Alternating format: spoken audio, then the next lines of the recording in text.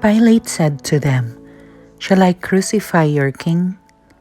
The chief priests answered, "We have no king but Caesar."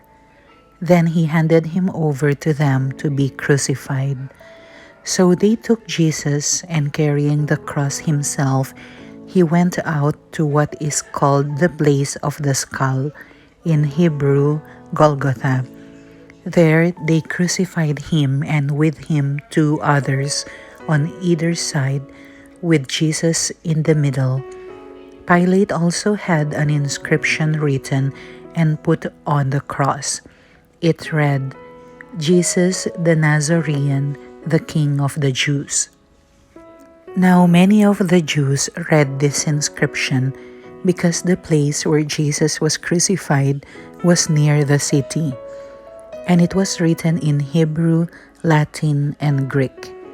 So the chief priests of the Jews said to Pilate, "Do not write the King of the Jews, but that he said, 'I am the King of the Jews.'" Pilate answered, "What I have written, I have written." When the soldiers had crucified Jesus, they took his clothes and divided them into 4 shares, a share for each soldier. They also took his tunic, but the tunic was seamless, woven in one piece from the top down. So they said to one another, "Let's not tear it, but cast lots for it to see whose it will be." In order that the passage of scripture might be fulfilled that says, "They divided my garments among them, and for my vesture they cast lots." This is what the soldiers did. Standing by the cross of Jesus were his mother and his mother's sister, Mary the wife of Clopas, and Mary of Magdala. When Jesus saw his mother and the disciple there whom he loved, he said to his mother, "Woman, behold your son." Then he said to his disciple, "Behold your mother." And from that hour the disciple took her into his home. After this, aware that everything was now finished, in order that the scripture might be fulfilled, Jesus said, "I thirst." There was a vessel filled with common wine, so they put a sponge soaked in wine on a sprig of hyssop and put it up to his mouth. When Jesus had taken the wine, he said, "It is finished." And bowing his head, he handed over the Spirit. Here all kneel and pause for a short time. Now, since it was the preparation day, in order that the bodies might not remain on the cross on the Sabbath, for the Sabbath day of that week was a solemn one, the Jews asked Pilate that their legs be broken and that they be taken down.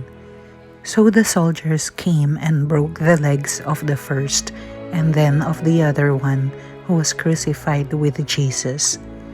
But when they came to Jesus and saw that he was already dead, they did not break his legs. But one soldier thrust his lance into his side, and immediately blood and water flowed out. An eyewitness has testified, and his testimony is true. He knows that he is speaking the truth, so that you may also come to believe. For this happened so that the scripture passage might be fulfilled. Not a bone of it will be broken. And again another passage says, "They will look upon him whom they have pierced." After this, Joseph of Arimathea, secretly a disciple of Jesus for the fear of the Jews, asked Pilate if he could remove the body of Jesus. And Pilate permitted it. So he came and took his body. Nicodemus, the one who had first come to him at night, also came bringing a mixture of myrrh and aloes, weighing about 100 pounds. They took the body of Jesus and bound it with burial cloths along with the spices, according to the Jewish burial custom. Now in the place where he had been crucified, there was a garden, and in the garden a new tomb, in which no one had yet been buried.